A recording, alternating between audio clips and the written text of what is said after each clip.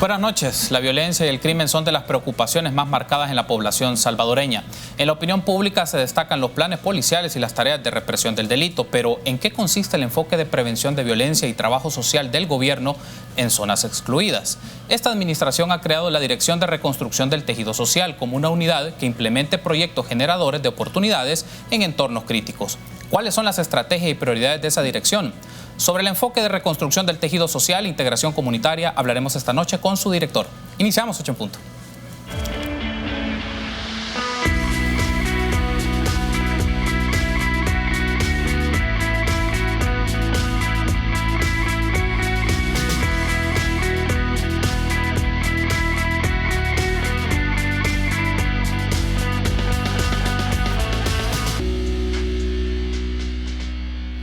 Muy buenas noches, qué gusto que nos acompañe en una nueva emisión de 8 en punto. Les saluda Carlos Monterrosa, qué gusto esté con nosotros este lunes 6 de enero del año 2020. Vamos a hablar de la prevención de la violencia y la reconstrucción del tejido social con el director de dicha unidad, que es parte del gobierno de la República. Y es un gusto para mí recibir a Carlos Marroquín, director de reconstrucción del tejido social.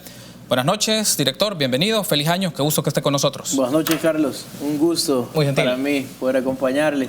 Quiero iniciar, enviando un saludo a mi casa, a mi familia, que por ahí está el polaco que recién acaba de quedar campeón, mi hermano. Ah, ciertamente. Viendo la entrevista, cuando venía para acá me dijo, saludame, por favor. Bueno, aprovechando el espacio, qué bien. El saludo. Bien, gracias por tomar la invitación, vamos a hablar diferentes temas, pero antes, la nota introductoria.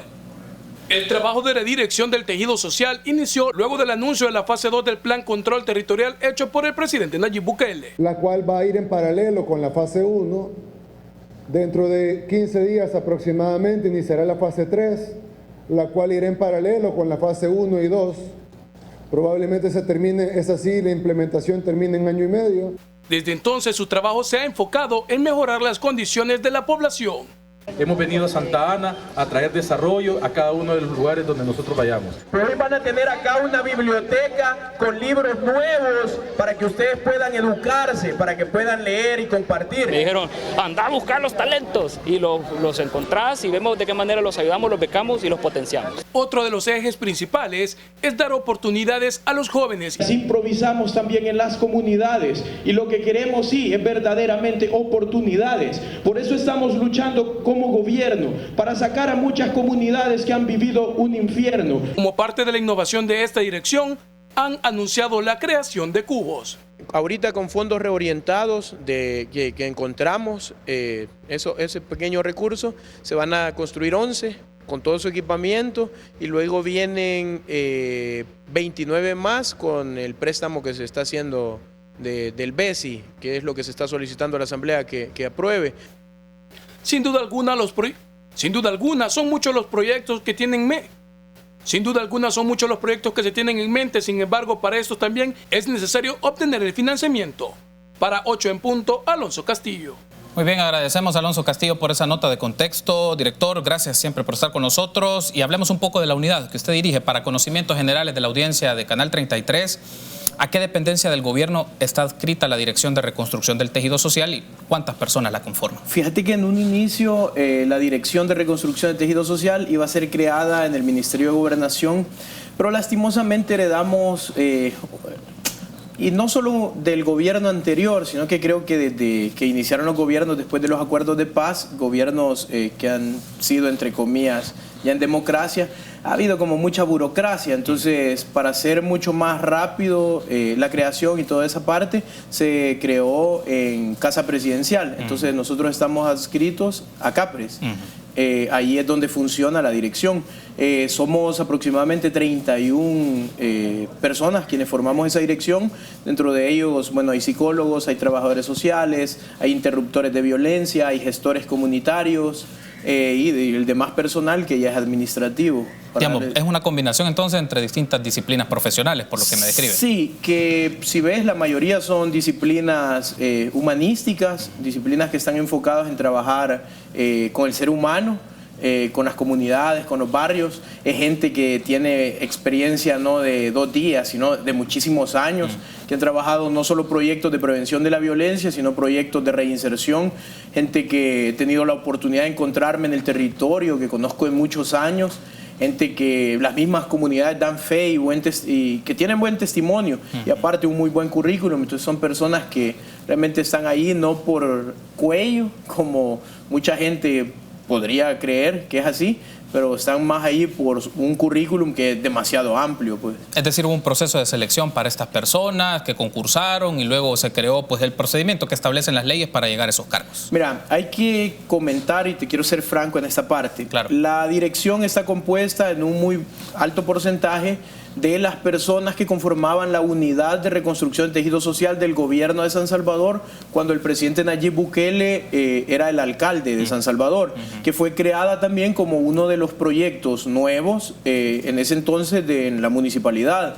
Un proyecto que tuvo muy buenos resultados, al punto de que el actual alcalde decidió no disolver esa dirección, sino que continuar con parte del personal y bueno, el otro personal que se vino conmigo. Luego sí hubo un proceso de selección, analizamos muchos currículums de personas que bueno, tienen, como te digo, un alto recorrido en todo este trabajo. Es personas que no tienen anticuerpos, sino que han trabajado por muchos años, temas que son en nuestro país muy complejos, pero que lo han trabajado con mucha transparencia, con mucho corazón. Entonces están ahí justamente por eso, por esos méritos. Ahora, hay un aspecto que es interesante conocer de su unidad, director, porque por el nombre y sus características implica una institución operativa que va a estar desarrollando actividades en el territorio. ¿Su rol como director es operativo plenamente o usted participa en el diseño de los proyectos que va a estar implementando la dirección? Bueno, hay que, en una dirección como esta, hay que ser multifacético y hay que jugar tanto las partes administrativas y de creación de proyectos como la parte que es la que yo mucho más amo hacer, que es estar en las comunidades, estar con la gente, porque, mira, más que estar sentado en una oficina, que es parte del trabajo y no te quiero hablar en mal de la gente que está en la oficina en la creación de los proyectos, pero más que estar sentado creando proyectos, los proyectos los encontrás con la gente y eso creo que es una de las diferencias y de los giros de timón que le dimos al tema de prevención de la violencia de este nuevo gobierno, que lo que intentamos es que la gente se empodere de sus propios proyectos y construir desde ahí realmente las soluciones pues a un problema que no es de hace 6 meses, sino que es de hace 30 años, pues, y quizás muchísimo más si te vas a la época del conflicto armado que vivimos aquí en nuestro país. Entonces nuestra sociedad siempre ha estado como inmersa en esos conflictos y no es algo que vas a cambiar de la noche a la mañana, pero sí hemos entendido, y bueno, yo tengo aproximadamente 15 años de estar trabajando en comunidades, barrios, en procesos con jóvenes, en procesos con adultos, proyectos de prevención de la violencia, proyectos de reinserción, eso es lo que está en mi currículum. Entonces, desde esta concepción de trabajar con la gente, te das cuenta que la solución está ahí, no te puedes ir a inventar la rueda, sí existe. Entonces... Hay un aspecto interesante en esta mención que hace, director, porque es ejecución de proyectos que resuelvan circunstancias problemáticas de la vida en diferentes lugares, de la gente, en sus comunidades. Desde esa experiencia y su trabajo en estas zonas, ¿qué criterios definen para usted que un proyecto sea exitoso para reconstruir el tejido social? Bueno, la organización comunitaria. Si no hay organización, lo que haces es asistencialismo, que es lo que por años se ha hecho cuando se habla del tema de prevención de la violencia.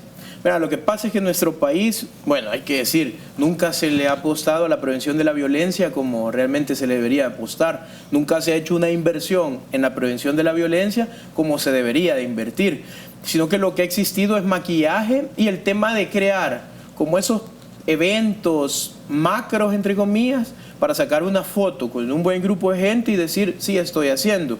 Nos hemos topado comunidades que te decían, bueno, sí, aquí venía el gobierno a trabajar, el anterior.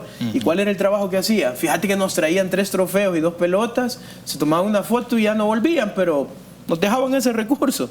Entonces, con la gente no puedes trabajar así si querés que realmente los procesos sean sostenibles en el tiempo.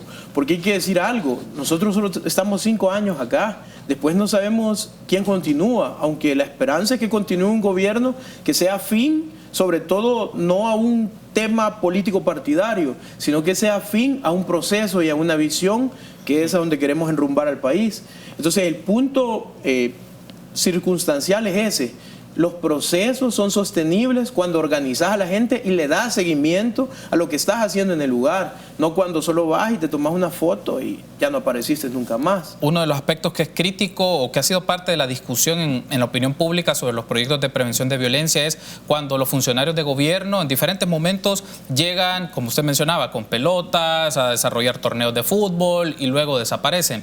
¿Qué marcaría la diferencia de ustedes respecto a ese tipo de lógicas? Bueno, para comenzar, que quienes aparecían no era el funcionario titular, sino que aparecían técnicos, el equipo técnico, que si puedo decirte, yo conozco a muchos de ese equipo técnico y son muy buenos, es gente con mucha vocación, con mucha pasión.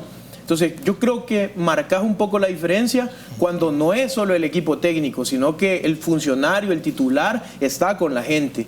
Comencemos desde ahí porque es parte de lo que nos hemos topado en las comunidades. Te pongo un ejemplo de algo que sucedió y te lo comento así muy rápido.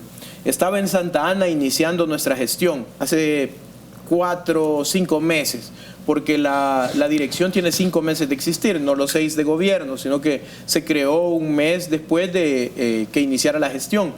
Estábamos en Santa Ana en una comunidad con un grupo de chicos que forman parte de la Turba Roja, que es la barra oficial del Club Deportivo FAS, pero son esos chicos que tienen como mucha vocación y mucho, sobre todo, yo creo que aquí hay que decir que más que vocación, lo que necesitas es corazón, porque si pones el corazón en las cosas te comprometes y realmente lo haces porque querés ver un cambio real y no solo tenés la vocación de hacerlo. Entonces andábamos con los chicos buscando un par de comunidades donde queríamos intervenir. Una de ellas es la Emanuel, que es donde se están haciendo demasiados procesos ya y vamos súper avanzados. Ya se firmó el contrato esta semana, bueno, hoy, iniciando ya la gestión, después de, en teoría, vacaciones, porque no tuvimos vacaciones, pero se firmó hoy el contrato y se va a construir ya un cubo con fondos reorientados. Luego podemos hablar de eso. Claro. Fuimos a otra comunidad que se llama Castro Villafañe, que es conocida en el vulgo o en el tema de la calle como el Callejón del Diablo. Entonces andábamos en esa comunidad, una comunidad que tenía muchas marcas de presencia de pandillas, una comunidad sin agua potable, sin aguas negras, una comunidad donde la infraestructura de sus viviendas era plástico y lámina. Entonces estamos buscando cómo hacer una intervención desde el gobierno, utilizando todo el recurso, todos los fondos, todos los funcionarios que están acá inmersos en la fase 2 del Plan de Control Territorial. A ratito había un operativo policial y del ejército. Y el punto es que nos detuvieron y fue como que, ¿y qué hacen acá? Es que qué raro y que no sé qué. Mire, soy de gobierno, estamos haciendo esto. Señor funcionario, discúlpeme, pero aún para nosotros es muy raro que un funcionario ande en estas comunidades sin seguridad, sin un equipo de policías o de PPIs que ande aquí. Discúlpame, pero es que vamos a cambiar esa modalidad. O sea, nosotros no nos debemos a una oficina, sino que nos debemos a la gente. Yo creo que hay que iniciar un poco por ahí, porque si te das cuenta, aún la autoridad, como ha tenido un chip represivo, un chip a donde el funcionario solo pasa en un escritorio, entonces tiene esa concepción de que no debería de ir a donde la gente. Hay que enrumbar eso y de hecho lo hemos hecho estos 6 meses. Creo que es cuando más funcionarios han habido en comunidades y barrios de todo nuestro país. Y cambiando un poquito esa dinámica, llegamos al punto de que la prevención de la violencia inicia ahí. Cuando hay una conexión entre Estado, empresa privada, el legislativo, el judicial y la comunidad para buscar una solución a reconstruir ese tejido social por todas las cosas que hacen falta. Tengo que hacer la pausa, pero al regresar seguimos ampliando estos temas, pero también cómo se desarrolla el trabajo presupuestario de esta unidad y cuáles son los proyectos que se van a desarrollar en el transcurso de este año. Volvemos.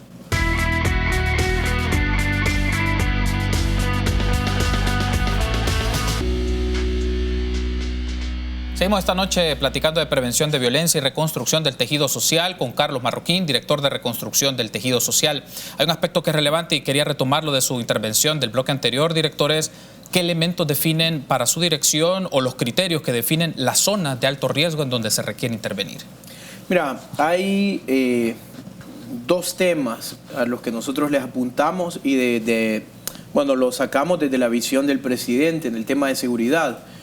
Uno de esos es el hecho de que hay municipios donde los índices de violencia homicida son demasiado altos. Podemos poner el ejemplo de Nahuizalco, que es uno de los municipios que siempre está como en primer lugar en esos temas. Luego viene Quesaltepeque, que también está siempre por ahí, San Salvador, que siempre se mantienen como en ese punto, pero también hay un punto más, y es un criterio que nosotros hemos tomado porque también es la visión del presidente. El hecho de decir, nuestra competencia con las pandillas no deben de ser las balas, sino que nuestra competencia con las pandillas debe de ser, si ellos reclutan 10 chicos, nosotros tenemos que reclutar 100 chicos para proyectos de prevención de la violencia, porque es la única forma en que vamos a poder acabar con este problema, con una problemática social que no solo enfrentamos nosotros, pues lo enfrenta el Triángulo Norte, lo enfrenta el mismo Estados Unidos, en una ciudad de Los Ángeles, donde hay, por ejemplo, 462 pandillas. Entonces, hay que decir que cómo vamos a pelear. Ya 30 años se probó violencia y represión. Hay que decir que como unos 25 años, porque el fenómeno comenzó ahí por los años 92, cuando comenzaron las pandillas a instalarse y a tomar mucha más presencia territorial en nuestro país. Pero ¿cómo se ha ido enfrentando? Se ha ido enfrentando con violencia, con represión. Entonces, si ya probaste curarte el dolor de cabeza con un acetaminofén, proba algo más fuerte si no funcionó. Entonces, nosotros creemos que lo que es más fuerte es la prevención, porque es cómo educas a la próxima generación que viene. Si esto ya no estás hablando de que las pandillas son una generación, estás hablando de que ya hay quizás pandilleros que tienen nietos ya metiéndose o a punto de ingresar a una pandilla. Entonces, ¿cómo vas trabajando con las generaciones? Eso es el punto. Entonces, la prevención de la violencia te enfoca y te lleva a esa parte. El hecho de atender una generación que no, para que no se te pierda, porque hay una que ya se te perdió y que la enfrentaste a fuerza de violencia y no cambiaste nada, sino que al contrario, hiciste más grave el problema. Entonces, cuando nosotros como dirección identificamos las causas, nos dimos cuenta que una de las causas de crecimiento de las pandillas es el reclutamiento. Y el reclutamiento existe a veces en lugares donde no hay violencia homicida, que de hecho la pandilla busca mantener tranquila esa zona y calmada para que no haya represión, mientras hacen todo el aparataje de reclutamiento. Entonces, hay que atacar las cosas de esa forma, no con violencia, sino que con programas sociales que ayuden a cambiar esa realidad, que ayuden a que los niños, los adolescentes y los jóvenes que aún no están en riesgo de violencia social puedan formar parte de, y ahí puedan encontrar una identidad que en nuestro país se ha perdido y que a lo único que has empujado a nuestra juventud es a las mismas pandillas. Pues si vas y le das palo a todo el mundo, no vas a cambiar nada. Algunos mencionan que una alternativa puede ser, director, estableciendo un vínculo de comunicación o un diálogo con las pandillas que controlan territorios, que reclutan a jovencitos, a niños desde los 9, 10 años, ya son parte de la pandilla o parte de la estructura. ¿El diálogo es una opción que usted ha considerado? Fíjate que el problema es que cuando hablas de diálogo, te remontas a políticos como Norman Quijano, te remontas a políticos como Arístides Valencia, te remontas a políticos como el mismo Mauricio Funes, que intentaron solucionar, no intentaron solucionar, porque la verdad es que no les interesaba solucionar esto, pero que buscaron usar el tema de las pandillas para conseguir un financiamiento que al final, no sabemos dónde fue a parar, o lo usaban para un tema electoral. Entonces, cuando el diálogo lastimosamente en nuestro país se satanizó, se volvió algo tan oscuro que nuestra sociedad ya no lo ve bien. Entonces ya no necesitas diálogo, buscar de verdad implementar un control territorial a través de, como nosotros lo estamos haciendo, a través de 2 fases que son las que hasta este momento están funcionando. Una fase que es la persecución del delito, que es la fase 1, donde forman parte todos los cuerpos de seguridad y que está siendo liderada por el ministro de Seguridad, Rogelio Rivas, y a donde tenés otra fase, que es la fase que tal cual el presidente nombró, se llama oportunidades, que es la fase que busca que aquellos jóvenes que no están en riesgo de violencia o que viven en comunidades y que probablemente sean propensos o están a un paso quizás o en esa duda, en esa búsqueda de identidad, puedan formar parte de uno de estos programas, que si vos te has dado cuenta están como un poco enfocados en el tema de becas, oportunidades académicas, en el tema de la construcción de infraestructura que sirve como una especie de protección, ya sea educativa, social, deportiva, esa infraestructura que te aleja de la violencia y te acerca más al tema de convivir, porque ahí es donde inicia la reconstrucción del tejido social, cuando una comunidad puede convivir en paz porque tiene todos los factores que le protegen.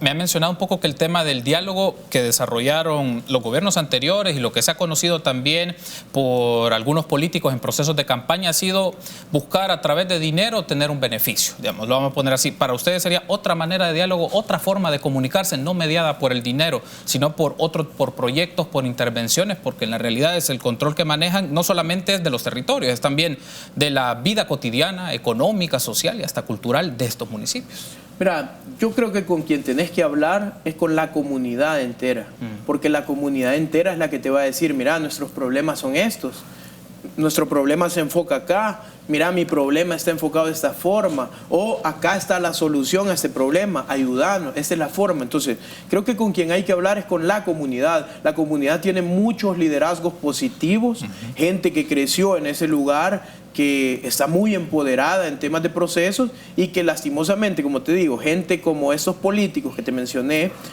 buscaron nada más beneficiar al liderazgo negativo. Pero lo que tenés que hacer en toda esta estrategia, y por eso cuando te hablo de organización, la organización inicia ahí, es fortalecer estos liderazgos y potenciarlos, porque si no, no estás creando modelos positivos, no estás empoderando los modelos que realmente tiene que ver esa generación que viene creciendo. Entonces, cuando se habla de diálogo, yo creo que con quien tenés que hablar es con la comunidad para potenciar todos los liderazgos positivos que en esta habitan. Vamos a hablar un poco del tema de organización en los siguientes bloques. Quiero pedir a producción nos pone en pantalla un full sobre la fase 2 del control territorial, que fue parte de la presentación que hizo el ministro de Hacienda a la Asamblea Legislativa y nos permite conocer un poco esta lógica. Ahí aparece en pantalla la fase 2 oportunidad, reactivar, recuperar y apoyar, pero también hay una presentación de los componentes financieros, es decir, a cuánto ascienden los montos de algunos de los proyectos que son parte de esta fase. Siendo muy preciso, director, ¿cómo participa su unidad en concreto en esta fase en particular? Es decir, ¿qué proyectos y programas en particular pues, son los que van a desarrollar? Ahí tenemos el dato del BESI, que es para el financiamiento, pero bueno. Sí, justamente eso te iba a decir, que esta presentación que hizo el ministro de Hacienda es por el préstamo del BESI. Sí. Nosotros no estamos trabajando únicamente con el préstamo del BESI, sí, sino que estamos trabajando otros proyectos con fondos reorientados y con fondos que son de cooperación. Por ponerte un ejemplo, el tema de Amexid, y que vino el tema de Sembrando Vida y Jóvenes Construyendo el Futuro. Entonces, este tema del financiamiento de la fase 2 con el préstamo del BESI va enfocado en diferentes aristas. Una de ellas es el tema de la educación, con la creación de una escuela técnica que, bueno, por las observaciones que han hecho los diputados, que de hecho hay que decir que hace falta que se ratifique esto. Claro. Y que de acá aprovecho, bueno, para hacer un llamado a los diputados y que puedan ratificar este préstamo que es tan necesario para poder atender toda la parte de prevención de la violencia que, como te decía en un inicio, nunca se le ha dado la importancia de vida y es es básico, es la base para que realmente podamos cimentar estos 5 años una verdadera estrategia de seguridad en este país que haga sostenible todo lo que estás viendo, pues si no, esto se cae de la noche a la mañana, entonces necesitas sentar las bases para que esto sea sostenible. Entonces, el tema de este préstamo, bueno, va enfocado en un tema de educación, un tema de infraestructura, que ahí es donde entra, por ejemplo, el tema de los cubos, que son unas bibliotecas, bueno, de primer mundo. Los que han tenido la oportunidad de conocer la que ya existe en la comunidad Iberia se han ido maravillados, y te estoy hablando de que no gente de nuestro gobierno, sino organismos de cooperación, empresa privada, organizaciones juveniles que han tenido la oportunidad de ir y han quedado, bueno, realmente maravillados. Luego viene la otra parte, que por ejemplo, cuando te hablo de infraestructura, estoy hablándote también del tema de los caminos, de dignificar a las comunidades, al menos con los accesos. Hago un paréntesis en esto. Ha sido para mí bien triste, créeme que yo amo estar en las comunidades y trato de salir siempre, llegar feliz y salir con lo mejor que te pueda dar la gente, que es su cariño y todo eso, pero ha sido bien difícil por el hecho de ver las condiciones en que la gente vive.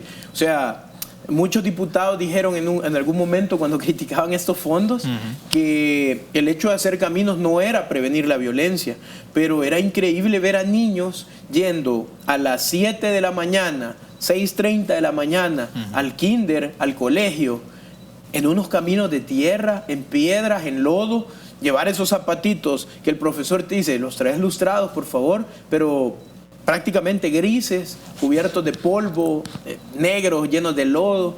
y tener que ir a clases así, comiendo ese polvo. Entonces, hay que dignificar a la gente y creo que una de las cosas es eso, arreglando los caminos. Hay un recurso también que va enfocado al tema de agua.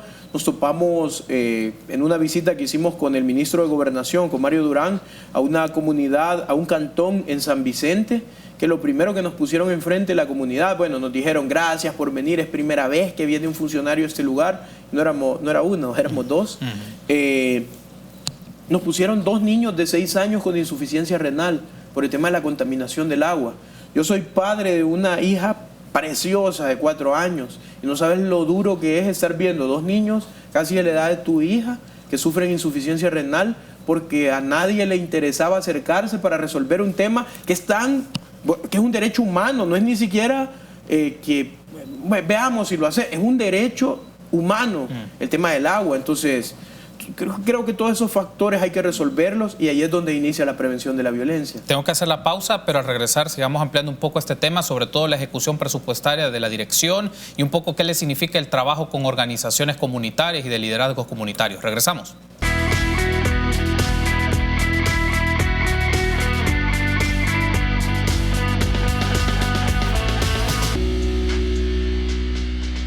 Recuerde que usted puede interactuar con nosotros a través de las plataformas digitales de Canal 33, como ven en pantalla, @8 en punto en Twitter, 8 en punto en Facebook. También nos puede seguir a través de www.canal33.tv. Seguimos platicando entonces esta noche del lunes 6 de enero con Carlos Marroquín, director de Reconstrucción del Tejido Social. Hemos estado hablando un poco de proyectos, de intervenciones y un aspecto que es relevante para el ejercicio de programas y proyectos en la administración pública, director, el financiamiento. En este momento, ¿a cuánto asciende el presupuesto de la Dirección de Reconstrucción del Tejido Social para 2020?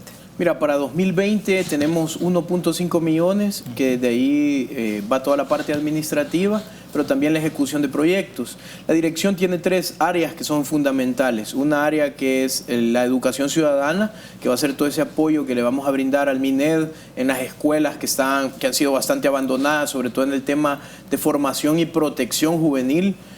Creando factores de protección a través de proyectos y procesos de prevención de la violencia.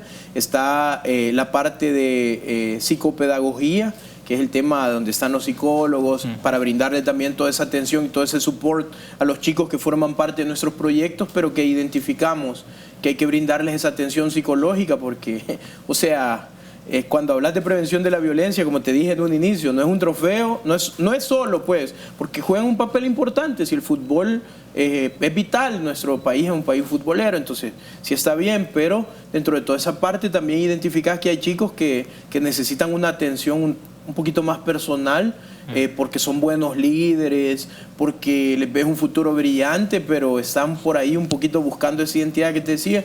Entonces, esta área o este departamento de nuestra dirección va a generar un proceso y un proyecto a través de esto.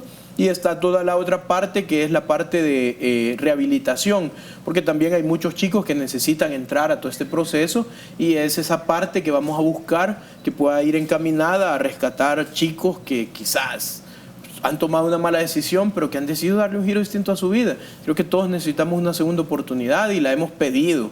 O sea, no hay que mentir, pues todos nos hemos equivocado en la vida, pero lo bueno es pedir perdón, afrontar las consecuencias de lo que has pasado, pero también buscar mejorar y tomar un giro diferente en tu vida, porque son familias enteras las que esos chicos representan. Me mencionaba 1.5 millones para 2020 y en otro momento me mencionó hay reorientaciones. Esa reorientación, entiendo, es aparte, es un dinero aparte, podríamos decirlo de esta manera.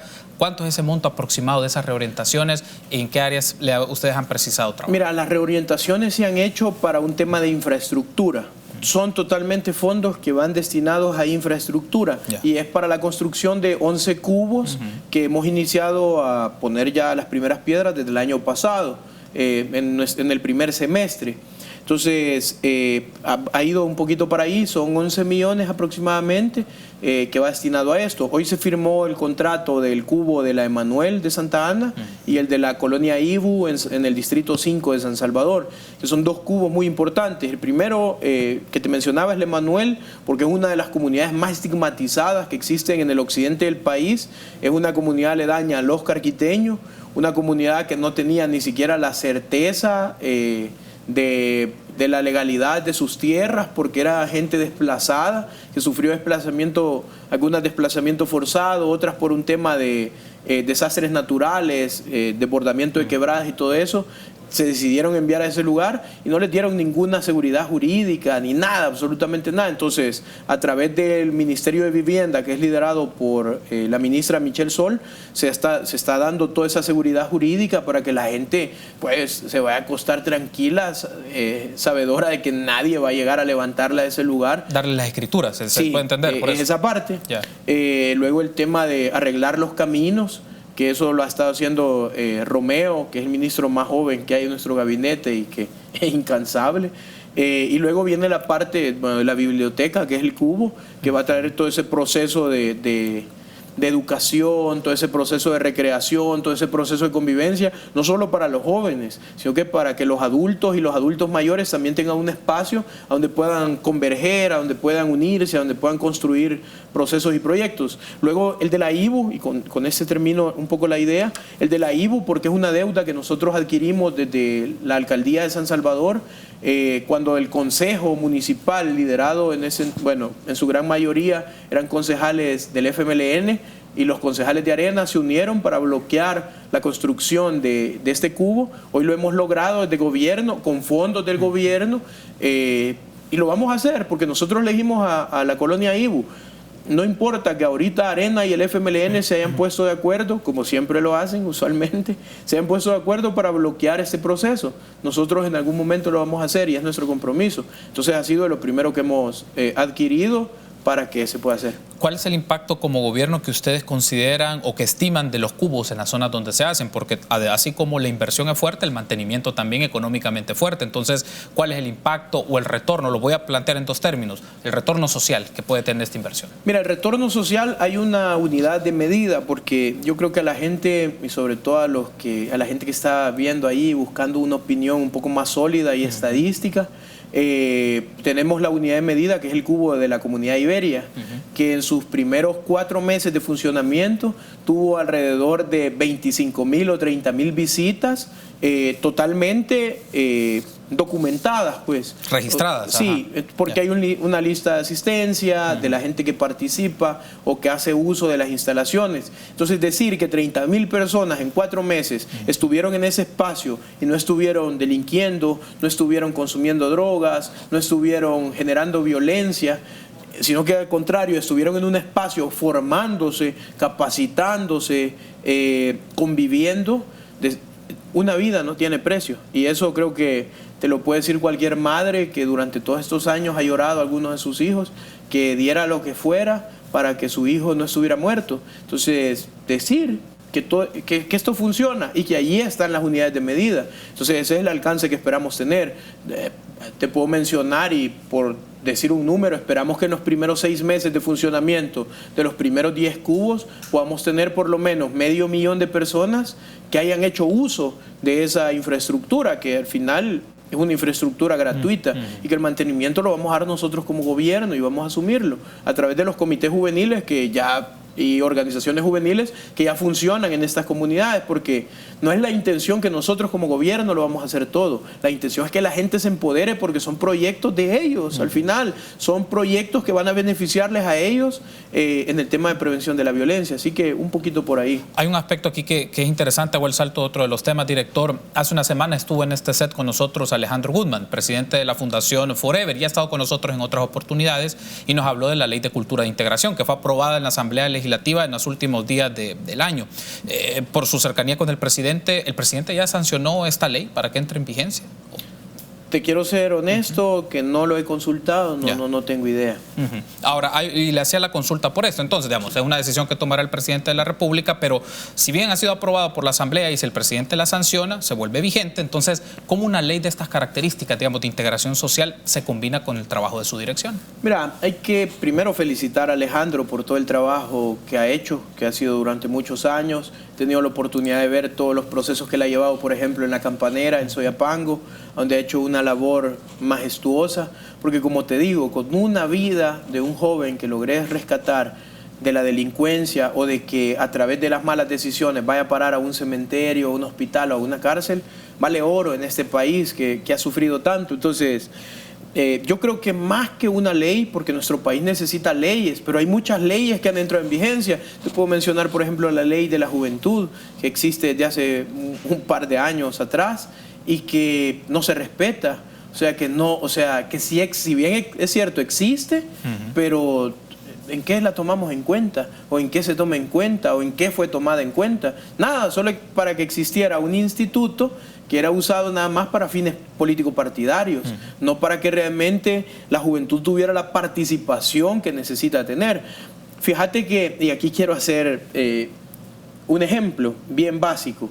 Tengo la oportunidad de conocer a 2 chicos que forman parte del CONAPEG, que son de la gestión anterior. Yo he seguido muy de cerca su trabajo, creo que ellos ni lo saben. Uno de ellos es quien dirige el CONAPEG, se llama Oscar. Ellos son de la gestión anterior y te puedo decir que su concepción político-partidaria es quizás del partido que estuvo en la gestión anterior. Pero yo creo que aún ellos mismos han visto cuando le das un giro de timón a las cosas y no venís a gobernar o a poner en marcha una ley solo para beneficiar a un grupo partidario que es de tu color, sino que realmente para incluir a todo un buen porcentaje. Entonces, quizás lo que yo puedo decirte es qué espero de esta ley. Bueno, 1, que se respete. 2, que de verdad esos insumos sirvan para que podamos seguir construyendo y reconstruyendo el tejido social de nuestras comunidades que está roto. Y 3, para que nos dé el paso y que en un par de años podamos tener en nuestro país también una ley de prevención de la violencia, que tanto a nuestro país le hace falta, porque el tema solo se habla. De hecho, existió un pequeño esfuerzo que se llamaba Viceministerio de Prevención Social en la antigua gestión, pero que lo único que servía era para asistencialismo y para hacer campaña. Entonces, necesitamos de verdad una ley que nos funcione a todos los que amamos hacer prevención de la violencia, no importa el color de camisa política, partidaria que tengas, sino que de verdad tengas un compromiso por la gente y que las cosas funcionen y las hagamos sostenibles en el tiempo y no venga cualquiera a querer votar lo que ya se construyó. Tengo que hacer la pausa, pero al regresar vamos a dar paso a las preguntas, comentarios que podemos tener de nuestra audiencia en las redes sociales y otros elementos pendientes. Regresamos.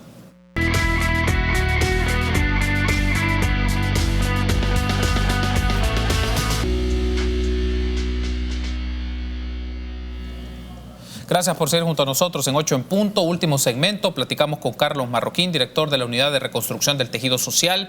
Vamos a pedir a la producción, nos puede poner un BTR, unas declaraciones que nos brindó Alejandro Guzmán sobre la intención de la Ley de Cultura de Integración. Escuchemos. Que la intención, por ejemplo, de esta ley de integración, que cada joven deje de tener un recorrido diario, que cambie ese recorrido diario. El joven de comunidad va casa, escuela, escuela a la casa. Ese es el recorrido. Queremos que extienda, cada joven del país extienda ese recorrido. Y que lo extienda a las universidades, y que lo extienda a las empresas, a los museos, a los parques afuera. Y que en él, en ese joven, vean representado a esa comunidad. Muy bien, hay un aspecto aquí que es interesante de las ideas que brinda Alejandro, es que un joven no pueda definir o delimitar su movilización en una ciudad en un solo lugar, sino que en distintos lugares. Y en alguna medida entiendo que es parte también de su trabajo esto, que como los jóvenes que están en diferentes comunidades que han sido etiquetadas o que han sido definidas como peligrosas, y a los jóvenes los ven de esa manera en otros lugares, ¿cómo se integra con sectores económicos, con sectores empresariales, con universidades? O sea, ¿cómo se hace que estos jóvenes puedan moverse en distintos lugares de la ciudad sin ser discriminados?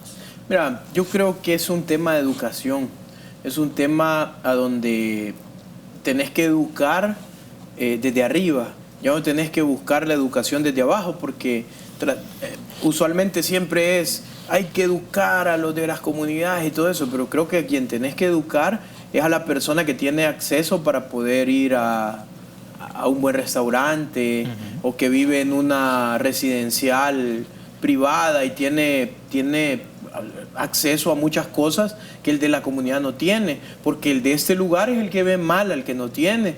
Cuando no sabes si el que no tiene probablemente es aún mucho más brillante y destacado en cosas que el que tiene quizás no. Entonces creo que hay que educar a nuestra sociedad por completo y hacerles ver que en nuestras comunidades hay muchos chicos brillantes, pujando por salir adelante, pujando por destacar, que van a un paso muy acelerado y que lo único que necesitan es una puerta abierta para poder ingresar y demostrar todo el potencial que tiene. Nosotros lo hemos visto desde la alcaldía de San Salvador. Te puedo comentar de chicos que descubrimos en comunidades que eran grandes diseñadores gráficos, chicos que eran tan brillantes en robótica que ellos terminaron siendo los maestros de muchísimos y contratados en la municipalidad, chicos que nos encontrábamos y que dirigían grandes organizaciones juveniles y que ellos no sabían que tenían todo ese potencial y que lo único que, como te digo, necesitan es una oportunidad. Entonces todo el trabajo que hace Alejandro, el trabajo que nosotros queremos hacer es un trabajo que suma, es un trabajo que se va complementando, creo que sin conocernos, sin trabajar juntos, pero se va complementando por las mismas necesidades que nuestro país tiene, pues, y que creo que una de las más grandes es el tema de la seguridad y la no estigmatización de nuestra juventud. Un aspecto aquí que es relevante en el trabajo territorial, director, es hay una lógica, un enfoque o algún modelo. ¿Para usted hay algún modelo, alguna experiencia o algún ejemplo que ha marcado la forma en cómo quiere hacer la reconstrucción del tejido social en estos municipios, en estos lugares, en estas zonas? Fíjate que ayer tuvimos la oportunidad de celebrar el Día de Reyes Magos, que bueno, la fecha es hoy, pues, pero nos dijo la comunidad, miren, vénganse domingo, que hay más gente y que la gente no está trabajando y queremos pasar con ustedes. Fuimos a la San José, en Soyapango. Habían escrito unos troles de que les apostamos que no se atreven a ir a ese lugar porque en ese lugar solo hay gente mala, ahí les da miedo y que no sé qué. Pero creo que cuando, sabes, pues, y yo he trabajado 15 años en comunidades, en las comunidades no hay gente mala. Lo único que hay es gente excluida, gente sin oportunidades, gente que ha sido olvidada totalmente y a donde ves la ausencia de todos los recursos del Estado. Entonces, cuando llevas la presencia del Estado a estos lugares y acompañas los procesos y permitís que la gente vaya liderando a tu lado, hay muchas transformaciones. El día de ayer en la San José recordé, y tuve la oportunidad de estar recordando la primera vez, por ejemplo, que llegué a la comunidad Iberia, que te menciono la comunidad Iberia porque ese es nuestro modelo a seguir.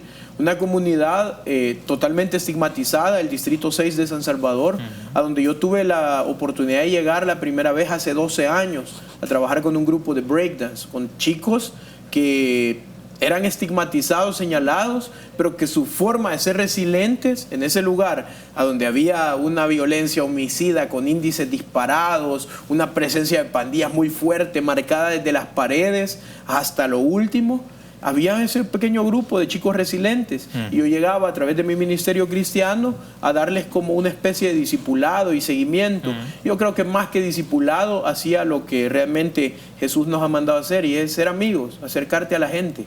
¿Cómo se logra entrar en estas comunidades por el ejemplo que usted me pone? Porque asumís un alto riesgo, pues, por tu seguridad, de los allegados. ¿Cómo se logra trabajar en un entorno, y que es parte del reto de su trabajo, hacerlo en zonas y comunidades donde las manejan las pandillas? Básicamente, ¿cómo se trabaja con estos chicos y descubrir estos jóvenes resilientes que pueden tener diversas oportunidades en la vida? Mira, hay mucha gente que se ha reído y que lo sigan haciendo cuando a veces yo hago mención de esto, pero no puedo hablar de otra cosa y no puedo decirte otra cosa porque ahí realmente estaría mintiendo.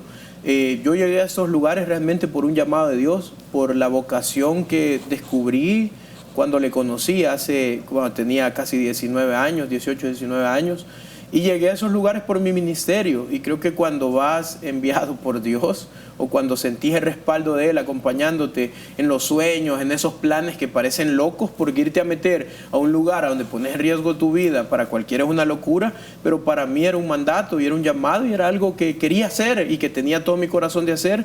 Y iba acompañado de ellos, de los bailarines de breakdance, a la casa comunal, y ahí fue donde comenzó todo ese proceso, toda esa vocación que te estoy hablando hace 14, 15 años, y desde entonces no he parado. Entonces, mi primera línea fue mi ministerio cristiano, y lo segundo siempre lo haces acompañado de estos liderazgos positivos que te dije hace en parte de la entrevista, que hay que potenciar, que hay que levantar, que hay que mostrarle al mundo entero que existen, que en estas comunidades que han sido señaladas, bueno, la Iberia tiene un documental de hecho sobre pandillas que hizo una cadena muy grande estadounidense, que lo grabaron hace aproximadamente 10 años, si no me equivoco. y que marca y colorea ese lugar y te dice, bueno, ahí solo hay gente mala, pero te vas a topar estos chicos, 6 chicos en ese momento, que tenían muchas ganas de salir adelante a través del único talento que tenían, que era hacer breakdance. Entonces, desde entonces comencé a darle seguimiento a la comunidad y hoy, bueno, es una comunidad no solo modelo para mí, es una comunidad modelo para el presidente en todos sus discursos, porque ha habido una transformación desde que nosotros asumimos como gobierno municipal en la alcaldía de San Salvador, cuando Nayib era alcalde, no ha habido un incidente, por ejemplo, de homicidios, de robos, de rentas, de extorsiones. ¿Quién logró eso? La convivencia y la organización. Por eso te dije, es básica la organización. Un comité juvenil que inició con 3 chicos se convirtió hasta el día de hoy en un comité que tiene aproximadamente 250 jóvenes participando, hombres y mujeres, adultos, adolescentes, niños, jóvenes. Y sí, pues es un comité que es liderado por jóvenes, pero que también es inclusivo y participan adultos mayores. O sea, ves una comunidad que es distinta. Y ahí está el cubo, que permanece abierto. Bueno, cuando las primeras veces que yo llegué a la Iberia a las 6 de la tarde era una comunidad desierta. Hoy la Iberia tiene vida hasta las 12 de la noche, 2 de la madrugada, a veces que el cubo se cierra. Tengo que darle paso a las preguntas y comentarios de las redes sociales y en función de eso también usted pueda reaccionar a los comentarios que nos hacen nuestros amigos que gentilmente siguen este programa. Mauro Maldonado, y eso que dice estar con la gente, ¿qué es lo que hacen? Como que la gente vive en rebaños, no se entiende. ¿Cuál es la labor de este señor? En esa comunidad de Manuel, ¿qué es eso que dice? ¿Cuáles son los objetivos? Y dice que son a corto plazo, con un cubo. No vaya a ser como pasó con los programas del Banco Multisectorial. ¿Cuáles son los objetivos? Robert, saludos desde Italia, siempre feliz de ver el trabajo de Carlitos, un abrazo. Bien, este es otro de los comentarios. Buenas noches, por favor pregúntenle si ellos como gobierno creen que las desapariciones de jóvenes han disminuido y qué están haciendo concretamente para erradicar este flagelo que tanto daño le hace a la juventud. Otro, ahí tenés la razón, yo veo que tus fotos y de veras que estás en el terreno, menciona otro de los comentarios. Si le damos paso, Wilson. Él reacciona, cuando no sabes qué es tejido social y tampoco prevención, nuevamente confundiendo temas. Repito, la recomendación de hace meses, lecturas de la CEPAL sobre la juventud y violencia, incluso el informe PNUD sobre juventudes en El Salvador 2018 podría dar luces. Una reacción de Wilson a un comentario que usted brindó. Mau Moreno, eso de los cubos es como el infierno, está lleno de buenas intenciones, al revés, es parecido a los infocentros con otro cariz, pero ¿quién audita esto y quién lo va a gestionar?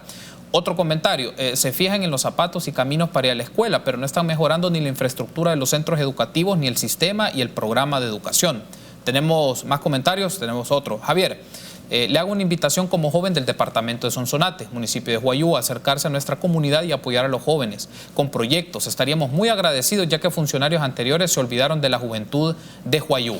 Bien, ese entonces es el último comentario. Tenemos bastantes comentarios, aunque nos resta un par de minutos, pero para que usted pueda tener una reacción, hay comentarios, saludos, hay críticas, hay preguntas, hay una variedad.